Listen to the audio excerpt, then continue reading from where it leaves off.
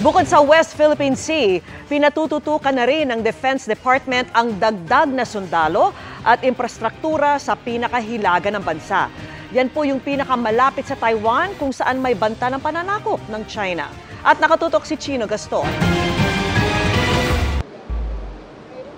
Personal na kinamusta ng Defense Secretary at AFP Chief of Staff ang mga sundalong nagbabantay sa Mabulis Island sa Batanes, ang pinakahilagang teritoryo ng Pilipinas.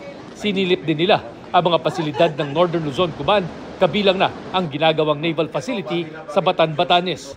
Ayon sa kalihim, kailangang dagdagan ang mga sundalo at infrastruktura sa North Luzon na maituturing daw na spearhead o dulo ng sibat sa north baselines ng bansa.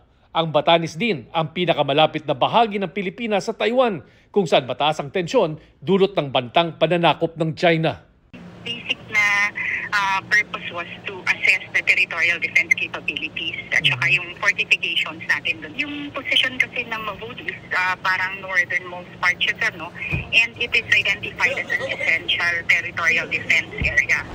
Bukod doon, pinalalakas din ang kakayahan ng militar na depensahan ang West Philippine Sea. Kinumpirma ng AFP na walang pagharang ang China sa mga pinakahuling rotation at resupply mission sa Ayungin. Pero hindi kumbinsido si dating Supreme Court Senior Associate Justice Antonio Carpio na bumabait na ang China. This is the only time we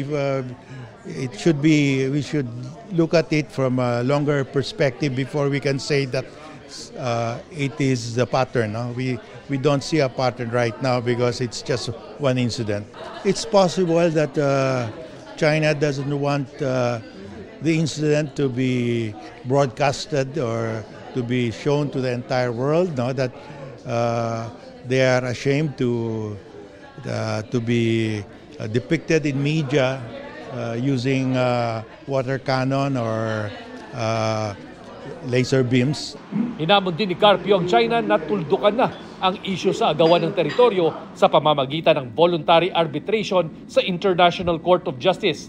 Dati nang sinabi ng China na hindi nito ginagalang ang 2016 arbitral ruling na nagpawalang bisa sa kanilang pag-aangkin sa ilang parte ng exclusive economic zone ng Pilipinas. Paulit-ulit nagiit ng China na dapat idaan ang usapin sa bilateral talks kung saan Pilipinas lang at China ang mag-uusap at magtatatag ng kasunduan na walang ibang bansang nakikialam.